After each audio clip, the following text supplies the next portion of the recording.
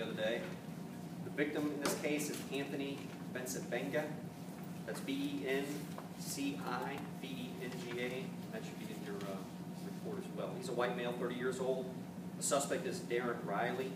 On Wednesday, September 3rd at 12:36 p.m., the homicide unit responded to the 100 block of Andress Street. The victim was found in the driver's seat, suffering from a single gunshot wound, and he died as a result of his gunshot wound.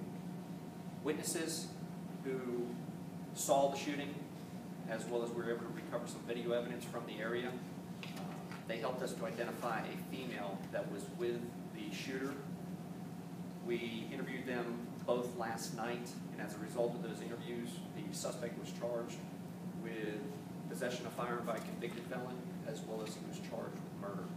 I'll take any questions that you might have about that. Dana Train Time Jr., what was the relationship between the victim and the suspect? They, I guess it would best be described as acquaintances. I mean, they knew each other, but it all evolved around narcotics transactions. And what was the woman who was she with? She has a relationship with well, I believe that she knew both of them, both the victim and the suspect. But as I said, she was picked up with the suspect last night. She was picked up with the suspect. Yes. Was she charged? She was not. Chief Roger Reeder, First Coast News. Did it all happen there at that club next to the car wash? Or kind of where did it all happen at initially, where the guy was shot? I think we're looking, and again, I may have to go refer to the rest of the book report. I believe the exact numerical may be a little bit lower than the 100 Andress, but it's right near that intersection there. I think it's close to Main Street.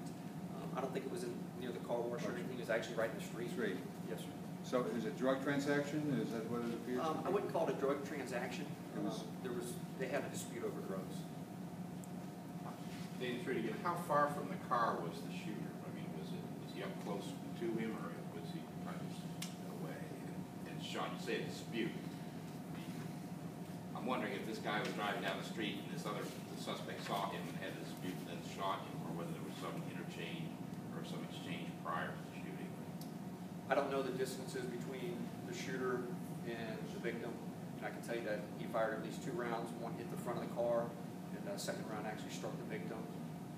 I understood them to be kind of close. It wasn't as if he was driving by. But far enough away that he shot the front of the car and then inside. So yes, but I can't tell you what you don't know if they had an exchange, before the shooting, or whether it was just. I don't. Yeah. I don't know that. Any other questions? Just one other, Chief. I know some witnesses out there said that someone bailed out of the car when it came to arrest. Was that person the shooter, or do you know who was in the car, or was there someone in the vehicle with the guy who was shot? Do you know? I don't have that answer. Right. I don't know that answer. We might be able to find that for